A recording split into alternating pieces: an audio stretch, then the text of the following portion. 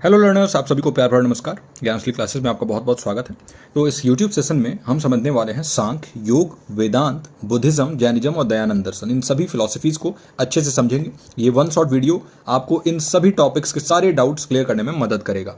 Last minute revision session है। इन videos को बिल्कुल भी मिस मत करिएगा और जितना हो सके शेयर करिए। वीडियो को लाइक करेंगे तो यूट्यूब इस काम को और लोगों तक पहुंचाएगा, हमें भी मोटिवेशन मिलेगा।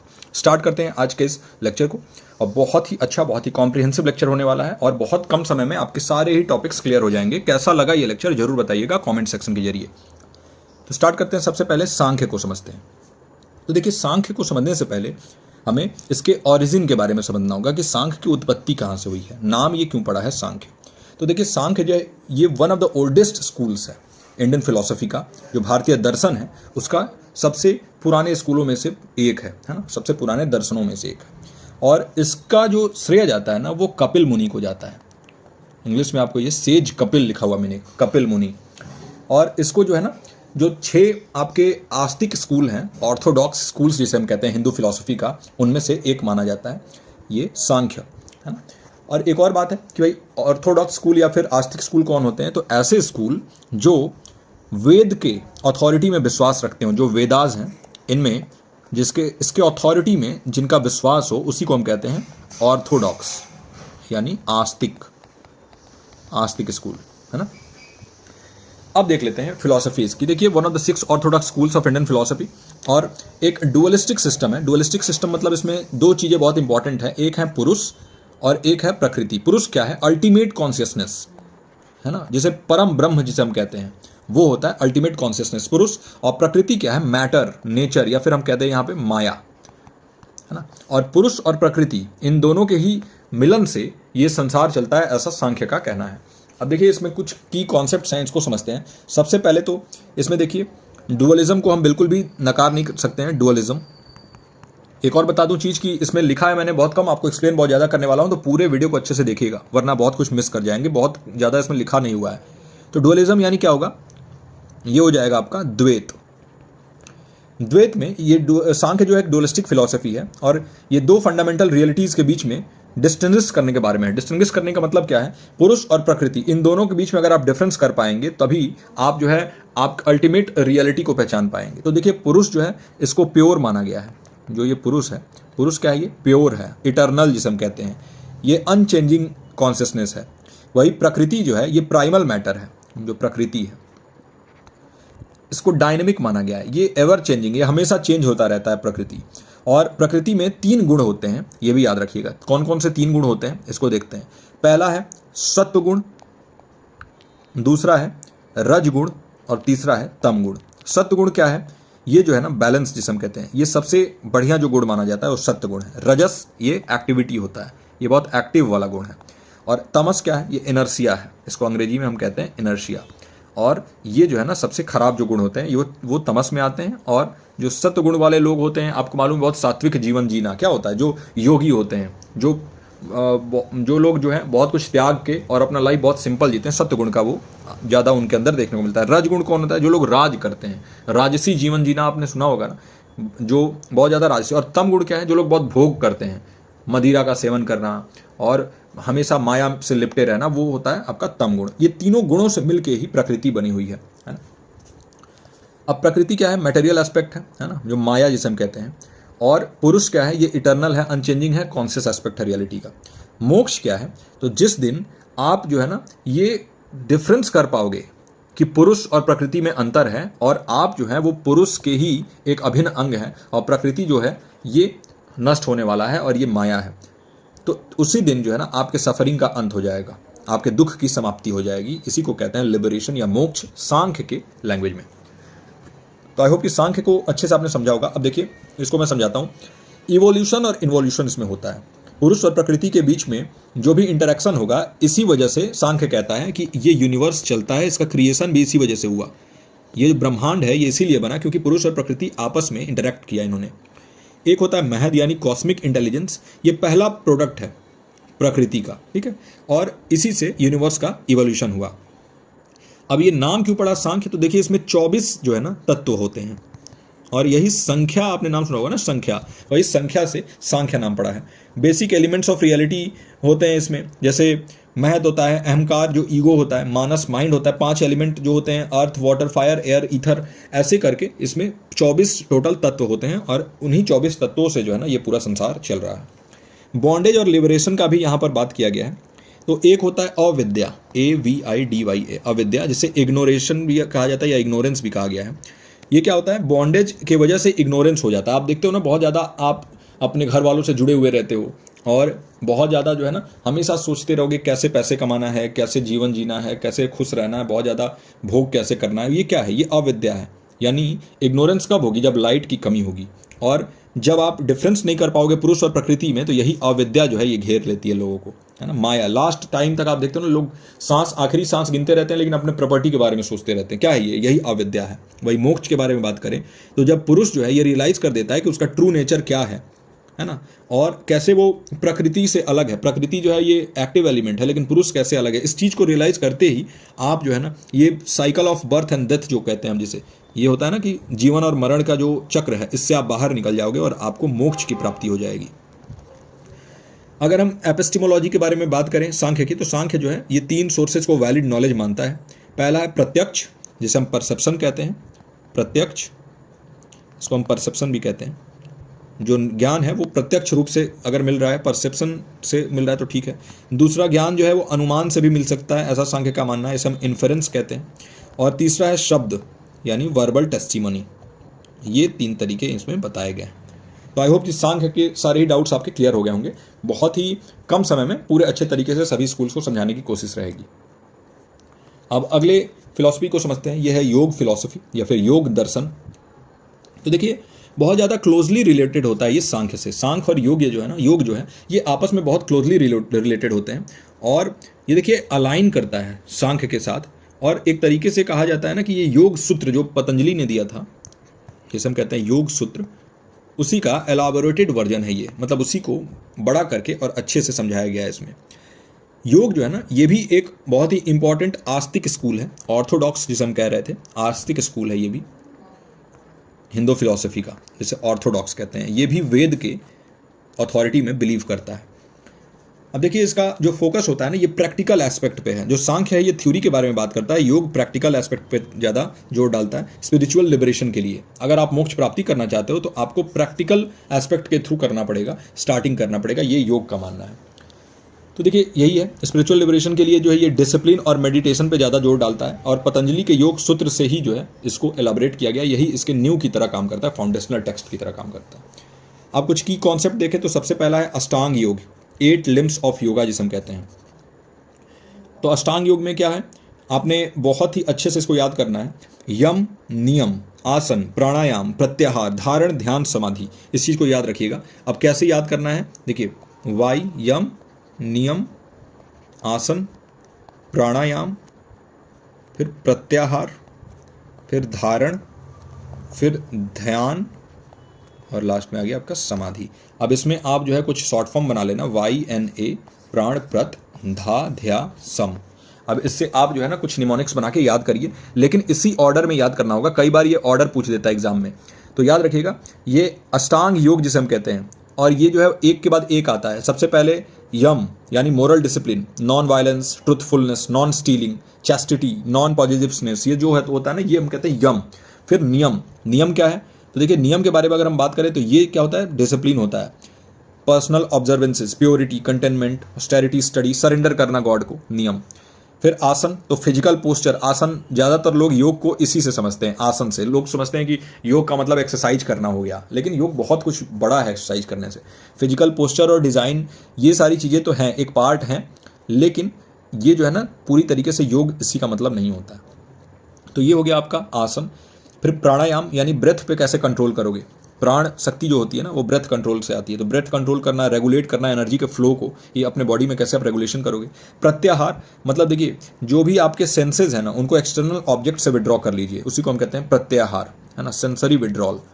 फिर प्राणायाम हो ही गया, प्रत्याहार हो गया। धारण, धारण का मतलब क्या है, कंसंट्रेशन एक सिंगल पॉइंट या सिंगल ऑब्जेक्ट पे करना, इसको हम कहते हैं धारण, है ना, एक सिंगल पॉइंट या सिंगल ऑब्जेक्ट पे। ध्यान मतलब मेडिटेशन, तो याद रखिएगा कंसंट्रेशन और मेडिटेशन इसमें अलग अलग आता है। मेडिटेशन एक स्टेट है जिसमें अनइंटरप्टेड फ्लो, किसी भी तरीके का रुकावट नहीं आएगा उस फ्लो में। एक ऐसा अनइंटरप्टेड फ्लो होता है थॉट का, किसी भी फोकस किए हुए ऑब्जेक्ट, आप किसी चीज़ पे फोकस कर रहे हो तो उस पर बिल्कुल ही अच्छे तरीके से फोकस कर देना बिना किसी इंटरप्शन के।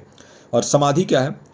सबसे आखिरी स्टेज है, a state of deep meditation union with divine. आप समाधि में क्या होता है, आप गॉड के साथ एक हो जाते हो, जो ये ब्रह्म होते हैं उनके साथ विलय हो जाता है, और सेल्फ जो होता है ना, जो हमारा आत्मा है, ये मर्ज हो जाता है जिस पे आप मेडिटेशन कर रहे हो उस ऑब्जेक्ट के साथ। इसी को हम कहते हैं समाधि, एब्जॉर्प्शन। आप एब्जॉर्ब हो जाते हैं। तो आप देखते होंगे ना, बहुत सारे योगी लोग वो समाधि ले लेते थे, तो वो जीवित रहते ही अपने बॉडी को जो है वो त्याग के और अपने आत्मा को परम ब्रह्म से मिला देते थे। ये अष्टांग योग से मुमकिन है। एक बात याद रखिएगा, ये समाधि के लिए जो हम कह रहे हैं, स्पिरिचुअल लिबरेशन जिसे हम कह रहे हैं, मोक्ष जिसे हम कह रहे हैं, निर्वाण जिसे कहते हैं, ये सभी चीज़ों का मार्ग अलग अलग हो सकता है, लेकिन अंत एक ही है। इसीलिए कहा जाता है कि ईश्वर एक है, चाहे वो अल्लाह हो, चाहे वो गॉड हो, चाहे वो आपके यहाँ राम हो, चाहे वो भगवान कृष्ण हो, और चाहे आपके जो है कोई भी जैन बुद्ध, जिनके भी अपने अपनी मान्यता है, लेकिन सब एक है। वो परम ब्रह्म के बारे में ही बात होता है। समाधि क्या है? द अल्टीमेट गोल, आखिरी गोल समाधि ही होता है, अंतिम लक्ष्य यही है। एक गहरे ध्यान की स्थिति होती है, डीप मेडिटेशन का स्टेट होता है, जहाँ पर परमात्मा के साथ जो है ना विलय हो जाता है, मिलन हो जाता है आत्मा का। अच्छा, एक और चीज़, चित्त वृत्ति के बारे में बात किया जाता है योग में, मेंटल मॉडिफिकेशन जिसे हम कहते हैं। तो योग का एम होता है ना कि आप कैसे माइंड में आ रहे हैं फ्लक्चुएशंस को, जो भी आपके दिमाग में अलग अलग फ्लक्चुएशंस आ रहे हैं, उनके ऊपर कैसे कंट्रोल पाओगे, और तभी जाके आप प्योर कॉन्शियसनेस के स्टेट में आ पाओगे। तो उसे कहते हैं चित्त वृत्ति। फिर क्लेश भी आपने नाम सुना होगा कई बार कि क्लेश हो गया है। तो क्लेश क्या होगा? क्लेशाज इस इंग्लिश में बोलते हैं, क्लेश एफ्लिक्शंस को बोलते हैं। ये मेन ऑब्स्टेकल होता है आपके स्पिरिचुअल ग्रोथ में। अगर आप स्पिरिचुअली ग्रो करना चाह रहे हैं तो ये क्लेश जो है ये हटाना होगा। इसमें क्या क्या आता है? सबसे पहले तो अविद्या। अविद्या मतलब क्या है? विद्या की कमी। विद्या क्या है? नॉलेज। नॉलेज की कमी अविद्या, मतलब आप पुरुष और प्रकृति के बीच में जो है डिफ्रेंशिएट नहीं कर पा रहे हैं। दूसरा है अस्मिता। अस्मिता मतलब ईगो। बहुत लोग ईगोइस्टिक हो जाते हैं, तो ईगोइज्म अस्मिता कहते हैं। अटैचमेंट, बहुत लोग अटैच रहते हैं बहुत सारी चीज़ों से। ये मेरी चीज़ है, ये मेरी गाड़ी है, ये मेरा घर है, ये मेरे लोग हैं। वो अटैचमेंट जो है ना, ये भी आपका अवरोध पैदा करता है स्पिरिचुअल ग्रोथ में। इसीलिए लोग गृह त्याग कर देते हैं जब भी वो स्पिरिचुअली किसी जर्नी पर निकलते हैं। इसे कहते हैं हम राग। फिर अवर्जन। अवर्जन क्या है? द्वेष जिसे हम कहते हैं। फिर फियर ऑफ डेथ जिसे हम अभिनिवेश कहते हैं। तो मौत का डर, ये भी हटाना होगा मन से। और ये सारी चीज़ें करने के बाद लिबरेशन मिलता है, मोक्ष मिलता है। अच्छा, कैवल्य भी आप मालूम है आपको कि लिबरेशन को ही कहते हैं। ये अल्टीमेट गोल है योग का, कैवल्य। एक state of absolute independence and freedom होता है, और जो साइकिल होता है ना बर्थ और डेथ का, उससे बाहर निकलने का ये लास्ट स्टेप होता है। तो ये रहा योग फिलॉसफी। आई होप कि योग दर्शन भी आपको अच्छे समझ में आया हो। अब हम देखते हैं वेदांत। तो देखिए, नाम से ही समझ में आ रहा है वेदांत मतलब वेदों का अंतिम जो पड़ाव होता है उसको हम वेदांत कहते हैं। ये भी जो है ना एक हिंदू फिलॉसफी का ही स्कूल है, और इसका फोकस होता है किसके? उपनिषद के टीचिंग पे। याद रखिएगा, जो ये उपनिषद होते हैं ना, इनके टीचिंग के ऊपर जो है इसका फोकस होता है।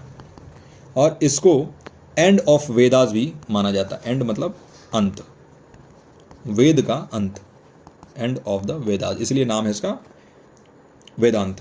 और वेदांत भी बहुत अलग अलग तरीके का आपको मालूम ही है कि द्वैत वेदांत, अद्वैत वेदांत, है ना। उसके बाद से बहुत सारा तो अभी मॉडर्न में भी वेदांत आया है, जैसे नियो वेदांता, है ना। और उसके बाद से स्वामी विवेकानंद ने भी अपने वेदांत का जो शुरुआत किया था, मॉडर्न वेदांत।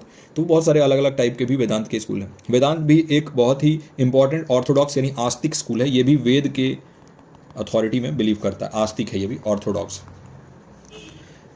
लेकिन एक चीज़ याद रखना होगा कि वेदांत जो है ना, ये नॉन डुअलिस्टिक है। जहाँ पे सांख्य डुअलिस्टिक था, दो चीज़ों के बारे में बात करता था, पुरुष और प्रकृति, वहीं जो है वेदांत नॉन डुअलिस्टिक होता है। नॉन डुअलिस्टिक मतलब अद्वैत जिसे हम कहते हैं, वो द्वैत होता है तो अद्वैत। अब इसमें कुछ की कॉन्सेप्ट समझते हैं। सबसे पहले है ब्राह्मण या ब्रह्म। तो ब्रह्म क्या है? ये अल्टीमेट है, अनचेंजिंग रियलिटी जिसे हम कहते हैं, प्योर कॉन्शियसनेस, बिल्कुल ही जो सबसे ज़्यादा कॉन्शियस एलिमेंट है इस पूरे यूनिवर्स में, वो है ब्रह्म। इसको हम इनफाइनाइट भी कह देते हैं, इसको हम इटर्नल भी कह देते हैं, प्योर कॉन्शियसनेस भी कह देते हैं, बहुत सारे नाम हैं। अब ब्रह्म में भी दो प्रकार हैं, सगुण ब्रह्म और निर्गुण ब्रह्म। सगुण और निर्गुण। शिव का भी पूजा जो लोग करते होंगे तो आप देखते होंगे कि साइविज्म में भी देखने को मिलता है कि एक सगुण होते हैं और जो शिव को एक मूर्ति के रूप में पूजा करते हैं, और एक निर्गुण होते हैं जो कि मूर्ति के रूप में पूजा नहीं करते हैं, और इसीलिए वो लिंगम बनाया जाता है। जो शिवलिंग आप देखते हो वो क्या है, वो एक प्रतीक चिन्ह है बस, और कुछ नहीं है। वो आखिर भगवान जो निर्गुण है, जिनका कोई शेप नहीं है, जिनका कोई शेप एंड साइज नहीं है, तो उनको कैसे पूजा करोगे? तो उनको पूजा करने के लिए बस एक प्रतीक के तौर पे काम करता है शिवलिंग। बहुत लोगों के बीच जो है भ्रांति फैली हुई है कि शिवलिंगम मतलब वो लिंग जो है वो दर्शाता है किस चीज़ को, मेल रिप्रोडक्टिव सिस्टम को, लेकिन बिल्कुल ही गलत है। वो ऐसा कुछ नहीं होता है। वो एक प्रतीक है किस चीज़ का, कि भाई हमारे भगवान है जो निर्गुण है, उनका कोई शेप एंड साइज अगर नहीं है तो उनका पूजा कैसे करोगे आप? तो आप जो है ना, एक आपने शेप दिया हुआ है कि इसी शेप में हम पूजा करेंगे, है ना। और लिंग जो है ना, जो वर्ड, तो याद रखिएगा, ये मेरे गुरुजी ने मुझे बताया था, लिंग जो है, ये वर्ड जो है संस्कृत में इसका मतलब होता है साइन। साइन मतलब प्रतीक, जो मेरा नाम भी है। तो प्रतीक जो है ना, ये इसका मतलब होता है संस्कृत में। और बहुत लोग इस वजह से कंफ्यूज होते हैं कि लिंग का मतलब यहाँ पे जेंडर से या फिर जो पुरुष जनांग है उससे है। ऐसा कुछ नहीं होता। तो इसलिए अपने दिमाग से ये भ्रांति भी याद निकाल दीजिएगा। अब देखिए, सगुण ब्रह्म ऐसे ब्रह्म हैं जिनके कोई एट्रीब्यूट्स होते हैं जो कि एसोसिएट होते हैं पर्सनल गॉड से। निर्गुण ब्रह्म का है विदाउट एनी एट्रीब्यूट्स, जो फॉर्मलेस है, जिनका कोई भी शेप नहीं है, फॉर्म नहीं है, एब्सोल्यूट रियलिटी जो होता है, तो वो निर्गुण होते हैं। तो ब्रह्म के भी यहाँ पे दो रूप हमने बात कर लिया। फिर बात होता है आत्मा। आत्मा कौन सा है? Individual soul. जैसे आपके भीतर, मेरे भीतर जो भी आत्माएं हैं, ये आत्मा होती हैं। और देखिए, इसको ब्रह्म के आइडेंटिकल ही माना गया है, क्योंकि ये नॉन डुअलिस्टिक है, इसलिए इसमें कोई डिफरेंस नहीं किया गया है। और आपने नाम सुना होगा ना कि अहम ब्रह्मास्मि, मैं ही ब्रह्म हूँ। तो ये अहम ब्रह्मास्मि कहाँ से आया है? यहीं से। तो इसीलिए बोला जाता है कि भाई इस रियलाइजेशन को अगर कोई जान गया कि आप जो है वही ब्रह्म है, आप ही ईश्वर हैं, आप ही के अंदर ईश्वर का एलिमेंट है, तो फिर आपको मोक्ष से कोई नहीं रोक सकता। No one can stop you from liberation. मोक्ष क्या है? तो देखिए, लिबरेशन को रियलाइज कर सकते हो अगर आप ये जान जाओ, आपके पास ये नॉलेज आ जाए कि आत्मा और ब्रह्म सब एक ही हैं, है ना। तो द इल्यूजन और ignorance that veils the true nature of Brahman या फिर Brahma and creates the appearance of material world, इसको हम माया कहते हैं, है ना। तो माया भी आप याद रखिएगा। माया किसे कहते हैं? ये इल्यूजन है। ये एक इल्यूजन होता है, एक तरीके से जो चीज़ सत्य नहीं होता है वो आपको दिखता है, वही माया होता है। और ये पर्दा डाल देता है इस बात पे कि ब्रह्म जो है ना वही ट्रू नेचर है, और जो भी हम ये संसार में देख रहे हैं ये सभी नश्वर चीज़ें हैं। अविद्या आपको मालूम है कि इग्नोरेंस को कहते हैं, जो कि बॉन्डेज का रूट कॉज होता है। अगर आप जो है वो बॉन्डेज आपके अंदर बहुत ज़्यादा डेवलप हो चुका है, आप लोग बहुत ज़्यादा चीज़ों से जुड़ाव महसूस करते हो, तो उसको अविद्या कहेंगे आपके वेदांत के लैंग्वेज में। जहाँ पर एक इंडिविजुअल मिस्टेक करता है और वो बॉडी और माइंड को जो है ना ये मान लेता है कि भाई ये ट्रू सेल्फ है, आत्मा को नहीं मानता है। भाई मोक्ष आपको पता ही है, लिबरेशन। आप जो है ज्ञान के थ्रू मोक्ष को आइडेंटिफाई कर सकते हैं, भाई उसको अचीव कर सकते हैं अगर आप आइडेंटिफाई कर पाए आत्मा और ब्रह्म दोनों एक ही हैं। और इसमें क्या होता है, आपको ईगो अपना डिसॉल्व करना होगा, ईगो हटाना होगा, और अपने ट्रू नेचर को समझने के लिए कि भाई आप ब्रह्म से अलग नहीं है, नॉन डिफरेंट नहीं है। ये वेदांत का मानना है, क्योंकि ये नॉन डुअलिस्टिक फिलॉसफी है। वेदांत के जो हमने सब स्कूल्स के बारे में बात की थी, बहुत सारे इसके सब स्कूल्स भी हैं, जैसे अद्वैत वेदांत, नॉन डुअलिज्म जिसे हम कहते हैं। तो ये आदि शंकराचार्य का आपने नाम सुना होगा। अभी तो बहुत सारे शंकराचार्य जो है आपने नाम सुना होगा, बहुत लोग जो है शंकराचार्य बने हुए हैं, लेकिन जो असली शंकराचार्य थे उस समय पे, वो उन्होंने ही नॉन डुअलिज्म प्रोपाउंड किया था और एम्फेसाइज किया था कि आत्मा और ब्रह्म दोनों एक हैं, वननेस हम इसको कहते हैं। वैशिष्ट अद्वैत वेदांत जो होता है ना, ये क्वालिफाइड नॉन डुअलिज्म इसे कहते हैं। इसको रामानुजा ने दिया था, याद रखिएगा। अगर ये आ जाता है पेपर में तो इसको जरूर कर लीजिए, ये आपके दोनों पेपर के लिए बहुत इंपॉर्टेंट है। विशिष्ट अद्वैत वेदांत को किसने दिया था? रामानुजा ने। और ये पॉजिट करता है कि आत्मा और ब्रह्मा एक हैं, लेकिन जो इंडिविजुअल सोल है, जो अकेले अकेले आत्माएं हैं ना, ये ब्रह्म की डिस्टिंक्ट पार्ट्स हैं, मतलब ब्रह्म का ही पार्ट है आत्मा। फिर वही द्वैत वेदांत होता है, द्वैत डुअलिज्म, ये माधवाचार्य ने दिया था, माधवाचार्य ने। और ये बताते हैं कि आत्मा और ब्रह्मा जो है ना ये सेपरेट होते हैं, अलग अलग होते हैं। तो ये तीन यहाँ पे सब स्कूल्स हैं, द्वैत, फिर अद्वैत और विशिष्ट अद्वैत, है ना। और कई बार आपने नाम सुना होगा द्वैत अद्वैत भी होता है, बहुत सारे ऐसे तरीके हैं, लेकिन मेन जो है मैंने आपको बता दिया। अब अगला हम देखते हैं, ये वाला आई होप कि बहुत अच्छे से आपका क्लियर हो गया हो, इसमें हिंदी में दिया हुआ है, आप अच्छे से देख सकते हैं। अगला है बुद्धिज़्म। तो बौद्ध दर्शन को हम समझते हैं। अब बौद्ध दर्शन का ओरिजिन कहाँ से हुआ, उत्पत्ति कहाँ से हुई, ये समझते हैं सबसे पहले।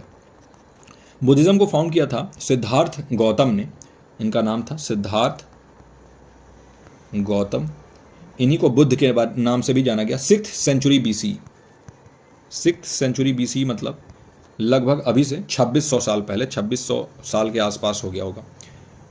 बुद्धिज़्म जो है ना एक नॉन थियस्टिक फिलॉसफी है और एक रिलीजन है जो कि वेदास की अथॉरिटी को नहीं मानता, इसलिए ये जो है ना अनऑर्थोडॉक्स स्कूल है, नास्तिक जिसे हम कहते हैं, तो ये नास्तिक स्कूल है, नास्तिक स्कूल। इसमें इसके फिलॉसफी को देखें, देखिए सिद्धार्थ गौतम ने फाउंड आउट किया था बुद्धिज़्म जो है वो रिजेक्ट करता है अथॉरिटी ऑफ वेदास को, इसलिए ये नास्तिक स्कूल है और इसका फोकस होता है एनलाइटमेंट के ऊपर, है ना, कि कैसे जो है आप एनलाइटेंड होंगे, आत्मज्ञान आपको कैसे मिलेगा। और दुख से बहुत ज़्यादा यहाँ पर रिलेटेड बातें की गई हैं। सफरिंग यानी दुख से लिबरेशन पाना ही मोक्ष है, जिसे यहाँ पर निर्वाण कहा गया है। और इसमें बात किया जाता है कि जीवन में दुख होता है, उस दुख का कारण होता है, कॉज होता है, उस दुख को अंत किया जा सकता है, उसको अंत करने के लिए पाथ भी होता है। इस बारे में बात किया गया है बुद्धिज़्म में। कि की कॉन्सेप्ट देखें तो सबसे पहले तो 4 नोबल ट्रुथ्स के बारे में बात किया जाता है। इसको देखते हैं हिंदी में, 4 आर्य सत्य। एक तो है पहला दुख यानी सफरिंग, याद रखिएगा। तो सफरिंग होता है, मैंने अभी बताया ना, सफरिंग यानी दुख होता है और ये सत्य है, द ट्रुथ है ना, कि जीवन जो है वो फुल ऑफ सफरिंग है। आप भी देखते होंगे कि आपको बहुत ज़्यादा सफरिंग होता होगा, डिससेटिस्फैक्शन होता होगा, सबको ही होता है। इसको बोला गया दुख। दूसरा बोला गया समुदय। समुदय मतलब कॉज, कारण, कॉज ऑफ सफरिंग। उस दुख का कारण भी होता है ना, वो डिज़ायर हो सकता है, अटैचमेंट हो सकता है, बहुत सारी चीज़ें हैं जो कि दुख का कारण बन सकती हैं। फिर तीसरा होता है निरोध, जिसे कहते हैं हम सीजेशन, सीजेशन ऑफ सफरिंग। तो ये जो ट्रुथ है ना कि सीजेशन ऑफ सफरिंग जो है वो पॉसिबल है, इस डिजायर को एलिमिनेट करके इसको अचीव किया जा सकता है। और चौथा है, जिसे बुद्धिज्म में बोला जाता है मग्गा या मार्ग, पाथ। ये रॉ वाला जो कॉन्सेप्ट है ना, ये रॉ लगना, तो ये रॉ जो है बुद्धिज्म में कई बार आप देखोगे बुद्धिज्म में रॉ होता ही नहीं है, इसलिए ये मग्गा और ये सारी चीज़ें आपको पढ़ने को मिलती हैं। तो सीजेशन ऑफ सफरिंग भी है, यानी कि कोई ना कोई ऐसा पाथ है, ऐसा रास्ता है जिस पे चल के आपकी सफरिंग जो है वो ख़त्म हो जाएगी, है ना। और उसी को हम, इस रास्ते को, इस मार्ग को हम कहते हैं 8 फोल्ड पाथ। आपने नाम सुना होगा 8 फोल्ड पाथ, बुद्धिज्म में होता है। तो 8 फोल्ड पाथ, है ना। अब 8 फोल्ड पाथ क्या है? सबसे पहला राइट अंडरस्टैंडिंग, ये समझना कि नेचर ऑफ रियलिटी क्या है, 4 नोबल ट्रूथ्स को समझना। तो पहला हो गया आपका क्या? Right understanding, right understanding. Second हो गया आपका राइट स्पीच, मतलब जब भी आप बोलो तो सच बोलो, हाँ, हार्मफुल मत बोलो, किसी को भी उल्टा नहीं बोलना, किसी को कुछ गलत नहीं बोलना है। तीसरा है राइट एक्शंस, आपके एक्शंस सही होने चाहिए, एथिकल होने चाहिए, नॉन वायलेंट होने चाहिए, किसी भी तरीके से किसी और को नुकसान नहीं पहुंचाना है। चौथा है राइट लिवलीहुड, मतलब आप ऐसे तरीके से जीवन जियो जिसमें किसी को भी आप हार्म नहीं कर रहे हैं, किसी को भी दुख नहीं पहुंचा रहे हैं। पांचवा है राइट एफर्ट। राइट एफर्ट में क्या होगा कि आप पॉजिटिव स्टेट ऑफ माइंड में रहें, ऐसी चीज़ें करें जो कल्टीवेट करे पॉजिटिव स्टेट ऑफ माइंड, किसी भी तरीके के नेगेटिविटी को अवॉइड करें। छठा है राइट माइंडफुलनेस, प्रेजेंट में जिए, है ना, अवेयरनेस रखें अपने बॉडी के बारे में। ऐसा ना हो कि भूख लग रहा है तो आपने कुछ भी खा लिया, सेंसेशंस, फीलिंग्स और थॉट्स के ऊपर कंट्रोल रखें। और सातवां है आपका राइट कंसंट्रेशन, है ना, राइट कंसंट्रेशन। तो देखिए राइट अंडरस्टैंडिंग, राइट इंटेंशन, एक भूल गया यहाँ पे, राइट इंटेंशन भी लिख लेते हैं सेकंड में। राइट इंटेंशन क्या है कि आप एथिकल और मेंटल तरीके से खुद को इंप्रूव करेंगे। और यहाँ पे 8 कर लीजिए, ये 7 6 5 4 3 2 1। तो देखिए पहला हो गया आपका right understanding, second right intention, तीसरा राइट स्पीच, चौथा राइट एक्शन, पांचवा राइट लिवलीहुड, छठा है राइट एफर्ट, सातवां है राइट माइंडफुलनेस और आठवां राइट कंसंट्रेशन, जिसमें कि आप एक एबिलिटी डेवलप करेंगे फोकस करने का माइंड का जो है ना मेडिटेशन के थ्रू, ताकि आप जो है ना वो निर्वाण की प्राप्ति कर सकें। तो ये होता है आपके 8 फोल्ड पाथ, जिस पे चल के आपको निर्वाण मिल सकता है। अब इसमें बात किया जाता है बुद्धिज्म में अनत्त की, नो सेल्फ। तो इसमें क्या होता है कि ये एक ऐसा डॉक्ट्रिन है जो बात करता है कि कोई भी इटर्नल अनचेंजिंग सोल या सेल्फ जो है ना, ऐसा कुछ नहीं है। सेल्फ जो है वो 5 फैक्टर से का एग्रीगेट या फिर एवरेज होता है, जिसे स्कंद बोला गया है। पहला है फॉर्म, दूसरा है सेंसेशन, तीसरा है परसेप्शन, चौथा है मेंटल फॉर्मेशन और पांचवा है कॉन्शियसनेस। इन्हीं से मिल के जो है ना वो सोल बना है। तो बुद्धिज्म में एक चीज़ मुझे बहुत बुरी लगती है और ये लगती है कि यहाँ पे आत्मा के बारे में बोला जाता है कि इसमें आत्मा नहीं होता, लेकिन जो जीवन मरण का साइकिल है उसके बारे में बोला जाता है कि हाँ जीवन और मरण का साइकिल होता है। तो अगर आत्मा नहीं होता है तो फिर जीवन मरण का साइकिल के बारे में कैसे आप बात कर सकते हैं? ये थोड़ा सा जो है बुद्धिज़्म में लगता है मुझे कि कुछ मिस्टेक है।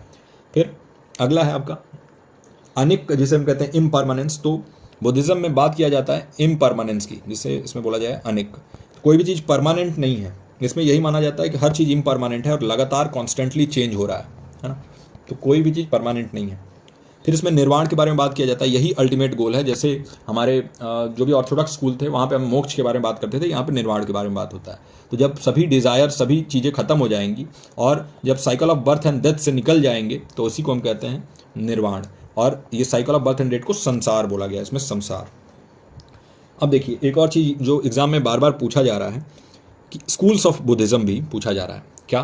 देखिए बुद्धिज़्म के भी कुछ अलग अलग जो है मान्यताएं हैं। पहला है एक जिसे बोलते हैं थेरावाद। हाँ, तो थेरावाद क्या है? ये टीचिंग ऑफ द एल्डर्स, अगर इसका प्रोनाउंसिएशन करोगे तो होगा टीचिंग ऑफ एल्डर्स। इसका पूरा जोर होता है इंडिविजुअल एनलाइटमेंट पे, और ये जो है ना, ये ज़्यादा विश्वास रखता है जो स्टार्टिंग में बुद्ध ने जो स्क्रिप्चर्स दिए उन पे विश्वास रखता है ना, अर्लीस्ट बुद्धिस्ट स्क्रिप्चर पे। ये पुरानी पद्धतियों पे ध्यान देता है। वहीं महायान एक होता है जिसको कहते हैं ग्रेट व्हीकल। तो महायान क्या करता है? फोकस करता है, ये बात करता है सभी लोगों के एनलाइटमेंट के बारे में, और यहाँ पर बोधिसत्व वाला जो कॉन्सेप्ट है वो बताया जाता है। और ये जो है ना, बोधिसत्व की वजह से बात करता है कि कोई अपने निर्वाण को जो है वो डिले कर सकता है ताकि वो दूसरों की मदद कर सके। कोई अगर बहुत अल्टीमेट कॉन्सियसनेस वाला बीइंग है तो वो अपने निर्वाण को क्या करेंगे? डिले करेंगे ताकि दूसरों को वो हेल्प कर सकें। और वज्रयान क्या है? डायमंड व्हीकल कहा जाता है। ये एसोटेरिक प्रैक्टिसेस और रिचुअल्स करके और रैपिड एनलाइटमेंट के ऊपर होता है। तो वज्रयान एक तरीके से आप मान सकते हो ना कि जो काला जादू वाला जो एरिया है वो बुद्धिज़्म में भी आया है। तो ये तीन तरीका है, एक है थेरावाद, एक महायान, एक वज्रयान। तो ये चीज़ें जो है याद रखिएगा। आई होप कि बुद्धिज़्म भी आपका क्लियर हो गया हो। अब हम देखते हैं जैनिज़्म। देखिए जैनिज़्म जो है ये इसकी फिलॉसफी जो होती है ना, ये एंसेंट इंडियन रिलीजन एक है, आपको मालूम ही है, और इसका फोकस है नॉन वायलेंस पे। जैन लोग को आप देखते ही होंगे ना कि बहुत अहिंसा के बारे में बात करते हैं। यहाँ पर नॉन वायलेंस के बारे में, अहिंसा के बारे में बहुत बात होता है। एक चींटी भी पैर से ना दब जाए इसलिए आगे झाड़ू लगा के और साफ करते हुए लोग चलते हैं। और यहाँ पर जो है ना, लिबरेशन सेल्फ डिसिप्लिन के थ्रू और रेनन्सिएशन के थ्रू अचीव करने के बारे में बात किया जाता है कि अगर मोक्ष की प्राप्ति करनी है आपको तो आप डिसिप्लिन रहोगे तभी हो पाएगा, रेनन्सिएशन करके ही आप कर पाओगे।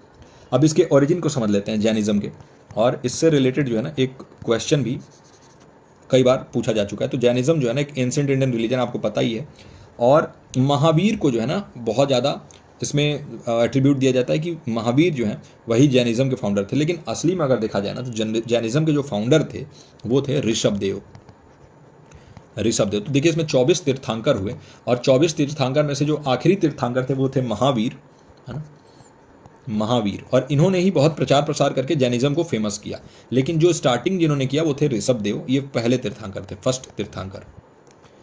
और देखिए जैनिज्म जो है ये भी एक नॉन थिस्टिक, यानी कि एक वेद में विश्वास ना रखने वाला जो फिलॉसफी है वो है, और ये अथॉरिटी ऑफ वेदास को नहीं मानते हैं, और इनका पूरा जोर होता है नॉन वायलेंस पे और एक्सेटिज्म पे। फिर देखिए इसमें कुछ की कॉन्सेप्ट समझे तो जीव के बारे में बात किया जाता है, जैसे ये सोल को जीव कहते हैं।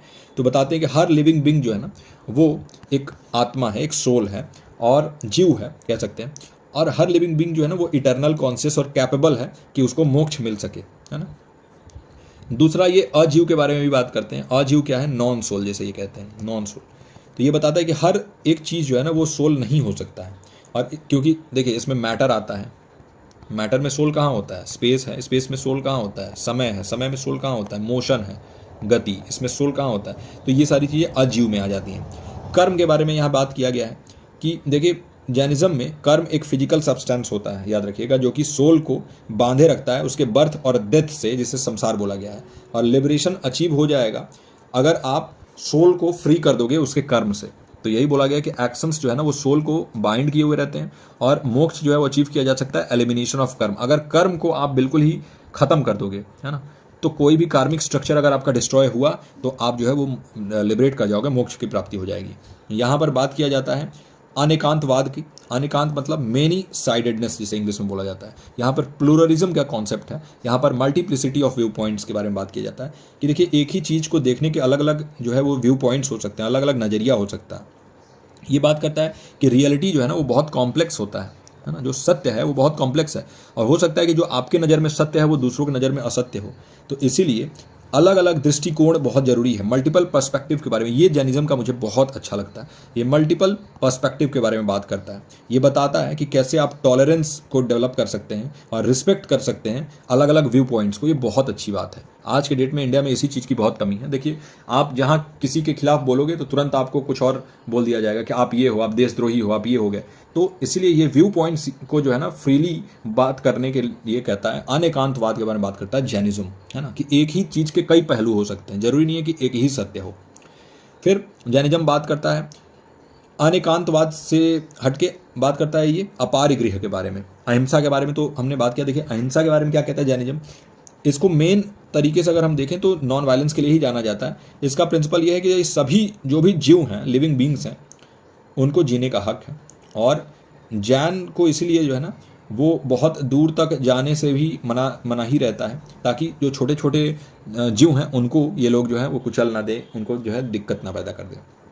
फिर अपार गृह मतलब नॉन पॉजिटिवनेस होता है, मतलब आप जो है ना किसी भी चीज़ से अटैच नहीं रहेंगे। और इसलिए जैन मुनि जो लोग होते हैं, आप देखते हैं ना कि एक वाइट कलर का कपड़ा धारण किए रहेंगे, है ना, श्वेतांबर इनको कहते हैं। तो वो क्या करते हैं, कई बार तो कपड़ों तक त्याग कर देते हैं ये लोग, है ना। अपने डिसिप्लिन के लिए क्या करते हैं, बालों को अपने हाथों से ये लोग नोचते हैं, है ना, एक एक बाल हटा देंगे नोच नोच के। तो ये सारी चीज़ें जो है प्रथाएं हैं जैन की, और इससे इनके अंदर डिसिप्लिन क्रिएट होता है। और जो है ये इनका पाथ है और इनका जो मार्ग है ताकि मोक्ष मिल सके।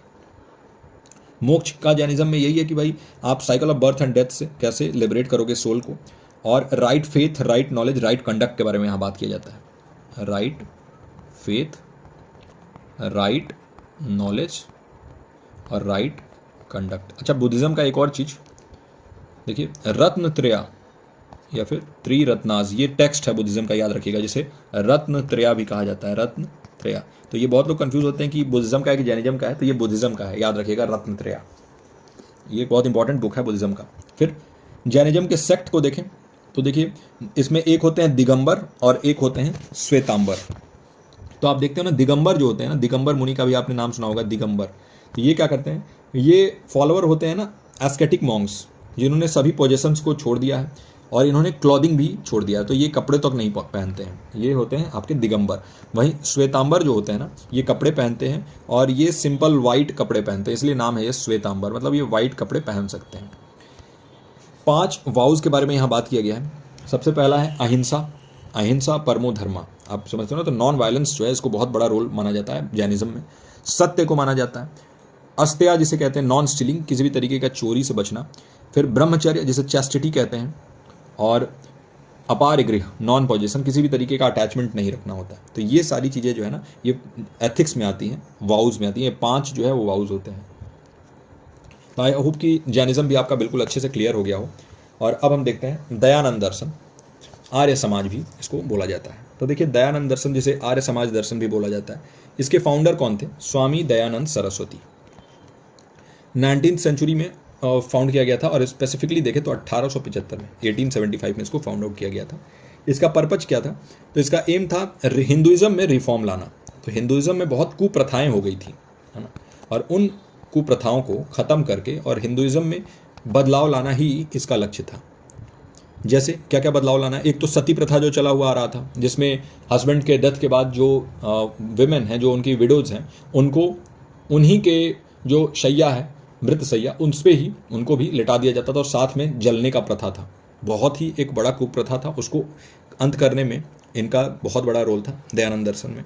दयानंद दर्शन का देखें अगर, स्वामी दयानंद सरस्वती का, और इनका यही एम था कि कैसे जो है ना आप वेद के टीचिंग्स पे वापस से लौटना है, कैसे आप जो है आइडल वर्शिप के प्रैक्टिसेस को रिजेक्ट करना है। जैसे जो मूर्ति पूजन था उसके खिलाफ ये लोग रहते हैं, आइडल वर्शिप के खिलाफ रहते हैं, किसी भी तरीके की मूर्ति का पूजन से ये लोग मना करते हैं।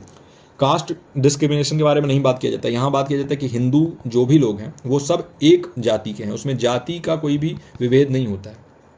और रिचुअल्स जो यहाँ पे बात किया जाता है कि जो रिचुअल्स होते हैं ना, जैसे पूजा पाठ के जो रिचुअल्स हैं उससे भी मनाही है ना, दयानंद दर्शन में बात होता है।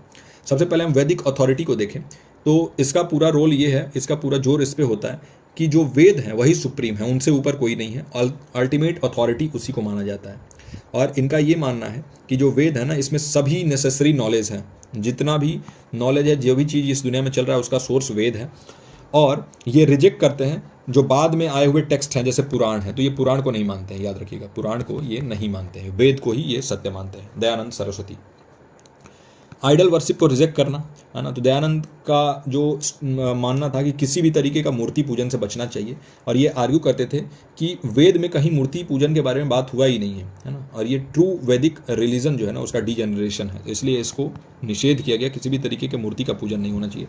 सोशल रिफॉर्म के बारे में बात किया गया, जहाँ पर विमेन के अपलिफ्टमेंट के बारे में बात किया गया, जो महिलाएं हैं उनको कैसे समाज में बराबर का मौका दिलवाया जाए, कैसे उनके पढ़ाई लिखाई में उनको बेहतर बनाया जाए, विमेन के एजुकेशन के बारे में बात हुआ, चाइल्ड मैरिज को रोकने के बारे में बात हुआ, है ना, कास्ट डिस्क्रिमिनेशन को रोकना, किसी भी तरीके के जाति के बेसिस पे कोई भी मतभेद ना हो। तो सोचिए उस टाइम पे ये कितना ज़्यादा मॉडर्न एक दर्शन था, एक फिलॉसफी था, और इसको अगर मान लिया गया होता तो आज इंडिया में किसी भी तरीके के जाति और धर्म और ये सारी चीज़ों से हम दूर रहते।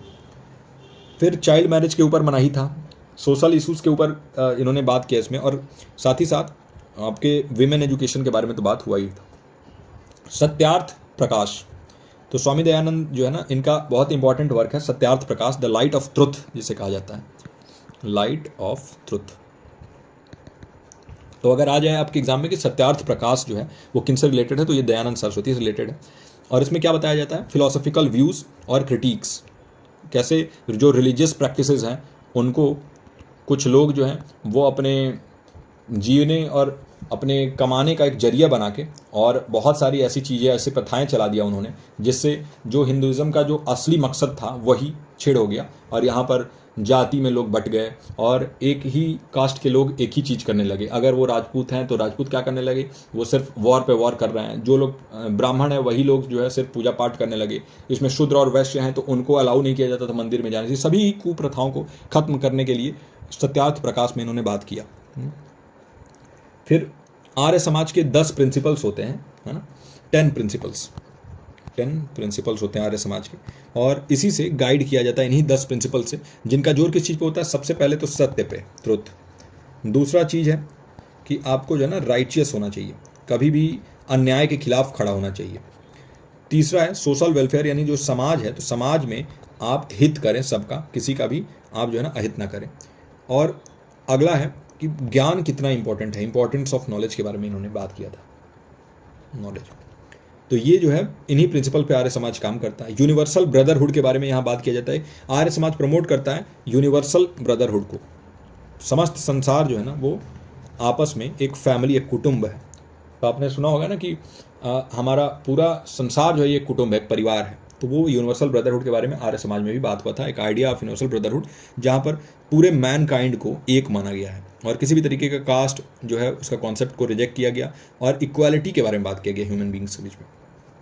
एक और चीज़ है कि काऊ प्रोटेक्शन के बारे में भी इन्होंने बात किया था, जो गाय को ये बहुत शुद्ध मानते थे दयानंद सरस्वती, और इन्होंने बोला कि भाई गायों को बचाना चाहिए, और गायों को सेक्रेड मानते थे, ये इनका पूजा करते थे, और इसलिए बहुत इंपॉर्टेंट पार्ट जो है आर्य समाज के एक्टिविटीज़ में गाय का रहता है। एजुकेशन के बारे में बात करें तो आर्य समाज जो है ना एक बहुत ही इंपॉर्टेंट प्लेस देता है एजुकेशन को, यानी कि शिक्षा को, और गुरुकुल को इस्टेब्लिश करने के बारे में बात हुआ। इन्होंने बोला कि भाई गुरुकुल इस्टेब्लिश होना चाहिए, जो हमारी पद्धति थी वैदिक एजुकेशन देने की, है ना, वेद को पढ़ाने की, तो उस वैदिक एजुकेशन को उसके ओरिजिनल फॉर्म में अगर हम दे सकें बच्चों को, जिससे कि हम अपने पुराने पद्धति पे वापस लौट सकें, तो इसके बारे में दयानंद दर्शन में बात हुआ। तो आई होप कि इन सभी के बारे में हमने अच्छे से डिस्कस किया। आई होप कि आपको अच्छा लगा हो। प्लीज़ कमेंट के जरिए बताइएगा, बहुत मेहनत लगता है क्लास को आप तक पहुंचाने के लिए, और इसलिए मैं चाहता हूं कि आपके बराबर कमेंट से मुझे मोटिवेशन मिलता रहता है। सबसे पहले हमने देखा सांख्य, कैसे सांख्य जो है वो डुअलिस्टिक फिलॉसफी है, कैसे जो है ये पुरुष और प्रकृति दोनों के बीच में जो है वो आपस में इंटरेक्शन करने की वजह से कैसे पूरा संसार चल रहा है, इवोल्यूशन एंड इन्वोल्यूशन देखा हमने, और जो सांख्य है वो कैसे प्रत्यक्ष अनुमान और शब्द से नॉलेज को जोड़ता है, उसके बारे में हमने बात किया। फिर हमने देखा योग को, योग जो है ये प्रैक्टिकल एस्पेक्ट है, और सांख्य का बहुत ही एक क्लोज रिलेशन है योग से। सांख्य जो है ये कपिल मुनि से रिलेटेड रहता है, वही योग जो है वो पतंजलि से रिलेटेड होता है, और पतंजलि का जो योग सूत्र है उन्हीं को माना गया कि उसी का एलोबरेटेड फॉर्म जो है वो योग दर्शन होता है। इसमें अष्टांग योग के बारे में बात किया गया, जो हमने बात किया यम, नियम, आसन, प्राणायाम, प्रत्याहार, धारण, ध्यान और समाधि, इसके बारे में बात किया। फिर चित्तवृत्त के बारे में बात किया, क्लेश और कैवल्य के बारे में बात हुआ। वहीं वेदांत में हमने देखा कि ये एक हिंदू फिलॉसफी ऐसा है जहाँ पर वेदों के अंत में जो भी चीज़ें हैं वहाँ उसके बारे में बात हुआ है ना। ये एक नॉन डुअलिस्टिक फिलॉसफी माना जाता है, यानी अद्वैत, और इसमें भी ब्रह्म के बारे में, आत्मा के बारे में, माया, अविद्या, मोक्ष, सभी चीज़ों के बारे में बात हुआ है। और सब स्कूल्स देखें तो यहाँ पे अद्वैत, विशिष्ट द्वैत, द्वैत, अद्वैत, फिर द्वैत वेदांत, इस टाइप के बहुत सारे अलग अलग स्कूल्स इनके भी हैं। फिर हमने देखा बुद्धिज़्म को, और देखिए अद्वैत वेदांत जो था उसमें आदि शंकराचार्य जो थे उनसे जोड़ा जाता है। अद्वैत, तो AD से याद रख सकते हो, अद्वैत और आदि शंकराचार्य, इससे याद रख सकते हो। फिर बुद्धिज़्म, तो बुद्धिज़्म का ओरिजिन भी हमने देखा कि कैसे सिद्धार्थ गौतम से इसका ओरिजिन हुआ 6th सेंचुरी में। और बुद्धिज़्म भी एक अनऑर्थोडॉक्स स्कूल है जैनिज्म की तरह। यहाँ पे 5 नोबल ट्रूथ के बारे में बात हुआ कि भाई दुख जो है वही परम सत्य है, दुख का कारण है, उस कारण को सीज किया जा सकता है, उसको खत्म किया जा सकता है, और खत्म करने के मार्ग भी हैं। मार्ग को क्या था? 8 फोल्ड पाथ, 8 फोल्ड पाथ, जो 8 फोल्ड पाथ था इसके बारे में हमने बात किया। पहला था राइट अंडरस्टैंडिंग, दूसरा राइट इंटेंशन, तीसरा राइट स्पीच, चौथा राइट एक्शन, पांचवा राइट लिवलीहुड, छठा राइट एफर्ट, सातवां राइट माइंडफुलनेस और आठवां राइट कंसंट्रेशन। अगर हिंदी में हम बात करें तो पहला हो जाएगा राइट अंडरस्टैंडिंग यानी सही दृष्टि, फिर सही संकल्प, सही वाणी, फिर सही कर्म, सही आजीविका हो जाएगा राइट लिवलीहुड, फिर सही प्रयास हो जाएगा आपका राइट एफर्ट, और राइट माइंडफुलनेस सही स्मृति, राइट कंसंट्रेशन हो जाएगा सही समाधि, है ना। तो ये जो है आपके 8 फोल्ड पाथ थे। फिर यहाँ पे नो सेल्फ के बारे में बात किया गया, इनपरमानेंस के बारे में कि कोई चीज़ परमानेंट नहीं है, निर्वाण के बारे में बात किया गया कि कैसे आप बर्थ और डेथ के साइकिल से निकल सकते हैं, और बात किया गया इसमें कि आत्मा जो है वो मिलन होता है किस चीज़ का? 5 फैक्टर्स का एक एवरेज होता है, जैसे बोला गया form, sensation, perception, mental formation और कॉन्शियसनेस, ठीक है। तो ये जो है आत्मा बताया गया कि आत्मा इन्हीं चीज़ों से मिलकर बना हुआ है। फिर अगला देखें तो हम देखते हैं जैनिज्म, और जैनिज्म जो है इसका ओरिजिन माना जाता है ऋषभ देव से। ऋषभ देव जो है ये ओरिजिनेटर हैं जैनिज्म के, और महावीर जो है इन्होंने बहुत ज़्यादा प्रचार प्रसार किया जैनिज्म का, है ना। 24 तीर्थंकर के बारे में यहाँ पे बात किया गया। तीर्थंकर का अगर हम शाब्दिक अर्थ देखें तो एक ब्रिज बनाने वाले हैं। कौन? किस चीज़ के बीच में? आपके आत्मा और ब्रह्म के बीच में जो ब्रिज बना सकते हैं वो हैं, है ना। तो जैनिज्म में भी जीव के बारे में बात किया गया, अजीव के बारे में बात किया गया, कर्म के बारे में बात किया गया, फिर अहिंसा के बारे में बात किया गया जो नॉन वायलेंस है, अनेकांतवाद के बारे में कि एक ही चीज़ को अलग अलग नज़रिए से देखा जा सकता है और एक ही चीज़ के अलग अलग सत्य हो सकते हैं, जो मेरा भी एक पर्सनल फेवरेट है जैनिज्म से। फिर अपार गृह, मतलब किसी भी तरीके का पोजीशन हमें नहीं रखना चाहिए, किसी भी तरीके का अटैचमेंट नहीं रखना चाहिए। फिर यहाँ पर हम मोक्ष के बारे में बात करते हैं। 5 जो है वाउल्स के बारे में हमने बात किया, जहाँ पर अहिंसा, सत्य, अस्त्या, ब्रह्मचर्य और अपार गृह के बारे में। और जैनिज्म के सेक्ट्स के बारे में बात किया कि 2 तरीके के यहाँ पर जैनिज्म हमें देखने को मिलता है। एक तो है दिगंबर जो कि कपड़ों तक को त्याग देते हैं, और एक होते हैं श्वेतांबर जो कि सफ़ेद कपड़े धारण करते हैं। फिर अगला हमने देखा दयानंद दर्शन, जो अभी हमने देखा था, और दयानंद दर्शन को 1875 में दयानंद सरस्वती द्वारा स्टैब्लिश किया गया था। और ये मूर्ति पूजन के निषेध के बारे में बात करता है कि मूर्ति पूजन नहीं करना चाहिए, कास्ट डिस्क्रिमिनेशन नहीं होना चाहिए, विमेन एजुकेशन के बारे में बात होता है, विमेन को कैसे आप अपलिफ्ट कर सकते हैं समाज में, उसके बारे में बात होता है। और सबसे इंपॉर्टेंट, ये वेद के फिलॉसफी में मानते हैं, लेकिन ये जो है ना पुराणों को नहीं मानते, वेद के बाद आने वाले किसी भी टेक्स्ट को नहीं मानते। ये मानते हैं कि वेद जो ओरिजिनल है वही जो है असली नॉलेज का स्रोत है, सोर्स है। तो वैदिक अथॉरिटी, आइडल वर्शिप को रिजेक्ट करना, सोशल रिफॉर्म के बारे में बात किया गया कि कैसे कुप्रथाओं को खत्म किया जाए, सती प्रथा जैसे कुप्रथाएं जो हैं, बाल विवाह जैसे कुप्रथाएं, इनको खत्म किया गया। सत्यार्थ प्रकाश जो है वो दयानंद सरस्वती द्वारा ही दिया हुआ एक बहुत इंपॉर्टेंट वर्क है, जिसे लाइट ऑफ ट्रुथ भी कहा जाता है। और इसके अलावा 10 प्रिंसिपल्स जो आर्य समाज के हैं, जो कि बात करते हैं सत्य के बारे में और राइचियसनेस के बारे में, सामाजिक जो भी गतिविधियां हैं उसके बारे में, और साथ ही साथ ज्ञान के जो इंपॉर्टेंस है उसके बारे में। यूनिवर्सल ब्रदरहुड के बारे में बात किया गया, गाय के प्रोटेक्शन के बारे में, और गाय को पूजनीय बताया गया। और साथ ही साथ एजुकेशन को, शिक्षा को एक बहुत महत्वपूर्ण रोल दिया गया। गुरुकुल को इस्टेब्लिश करने के बारे में बात होता है आपका कहाँ? दयानंद दर्शन में, कि गुरुकुल इस्टेब्लिश किया जा सके जिससे वैदिक नॉलेज दिया जाए, ओरिजिनल वैदिक नॉलेज है वो प्रोवाइड किया जाए। तो इस तरीके से हमने आज एंड किया इन सभी ही फिलॉसफीज़ को। आई होप कि कोई भी डाउट नहीं रह गया होगा आपका इन फिलॉसफीज़ में। और जैसा भी आपका मानना हो, कैसा लगा क्लास, ज़रूर आप बताइएगा कमेंट सेक्शन के जरिए। मैं मिलता हूँ आपसे अगले लेक्चर में। टिल देन आप अपना और अपनों का ख्याल रखिए। नमस्कार।